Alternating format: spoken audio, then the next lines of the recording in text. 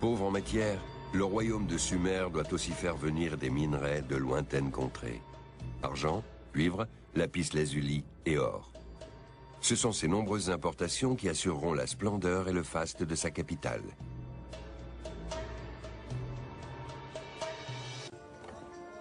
L'invention du tour de potier compte parmi les avancées techniques de cette époque. Le tour permet aux artisans de fabriquer en grande quantité des céramiques pour l'usage quotidien.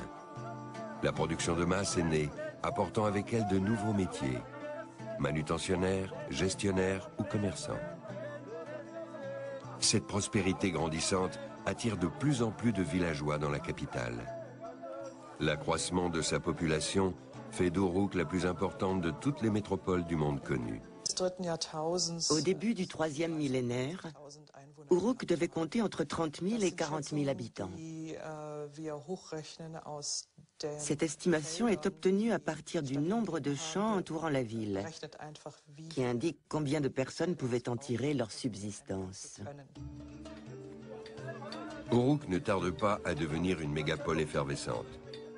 Sa puissance économique lui permet d'étendre son influence bien au-delà des frontières et de jouir d'une renommée mondiale.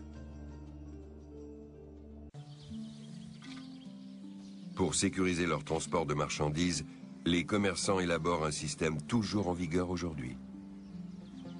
Le principe en est simple.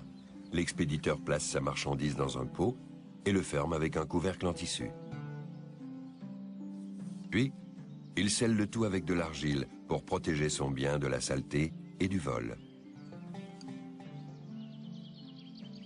Or, un jour, un marchand a eu l'idée d'imprimer des symboles simples sur l'argile encore humide, afin d'indiquer la marchandise renfermée dans le pot et sa quantité. Cela évitait plus tard d'ouvrir le pot pour contrôler son contenu. Parallèlement, les Sumériens dressent des listes pour garder une trace des produits échangés. Cette forme primitive de comptabilité contribuera largement au développement de l'écriture. À l'origine, l'écriture cunéiforme était une écriture pictographique, inventée par des comptables à la fin du 4e millénaire avant Jésus-Christ. Peu à peu, elle a évolué vers une écriture plus schématique, pour la simple et bonne raison qu'il était plus simple de graver de petits symboles au stylet que de dessiner des pictogrammes. Et voilà comment l'écriture pictographique a disparu.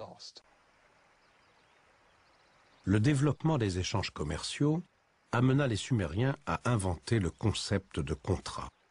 Des sceaux cylindriques étaient taillés dans la pierre et finement gravés d'un bas-relief en négatif. Lors du passage d'un contrat ou pour identifier les marchandises, ils étaient roulés dans l'argile. Cette empreinte scellait les transactions.